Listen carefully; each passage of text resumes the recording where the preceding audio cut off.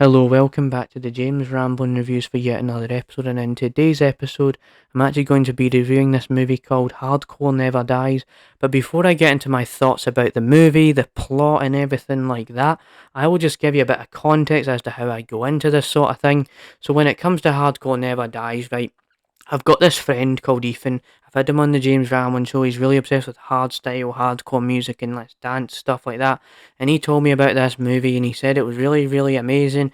And also, right, another thing to add about my context on this movie is how this is one of my first ever times where I just sat down and watched a Dutch film. Because if you know about me, know anything about me, maybe you don't, right?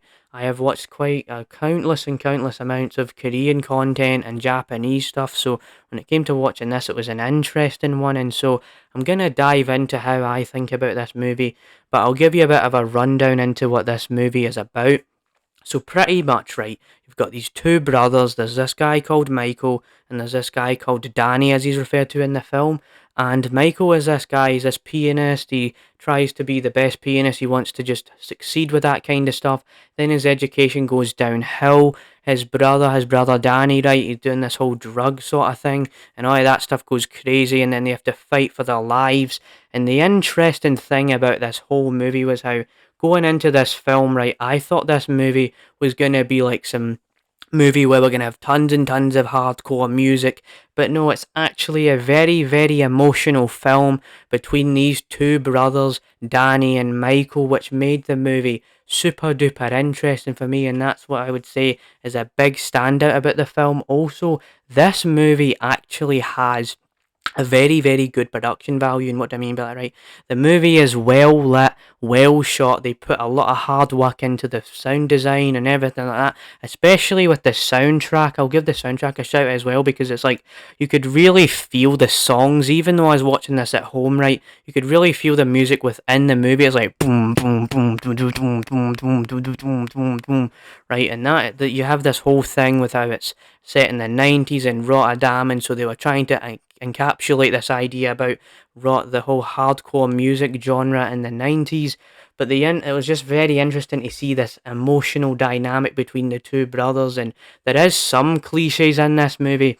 Like, for example, I will say that the whole thing about how we need to get this money off of you, and it was just felt a bit tropey and cliche and things we've seen before, things that have been done before. But there's this other aspect to this film that I will have to mention is how, right, when I was watching this movie for the first 20 to 30 minutes, I couldn't really understand the Dutch language, or I just wasn't used to it, because as I established earlier, right, I'm not somebody that comes to this background of watching Dutch movies. I'm not even born in the Netherlands, so the language is a bit weird to me. It's like, in the parts of this movie, it's like, moit, oi, moit, and the language was a bit strange, but after a while I got used to it. And there was this interesting thing about the language in the film was how when they would speak English, it felt a bit weird compared to how they speak Dutch. And then there would be like this point where there's this guy speaking to this guy, the Danny, in English, right? And then the subtitles are kind of just not matching what they're saying, and it was kind of weird and funny in that way. And there was a few points in this film where I did actually kind of laugh, but I would not say this movie is a masterpiece, but I would actually kind of recommend it, and I wasn't expecting to enjoy it as much as I did. This movie was like an Amazon exclusive in the Netherlands, and I just pirated it. The movie came out in November and stuff like that.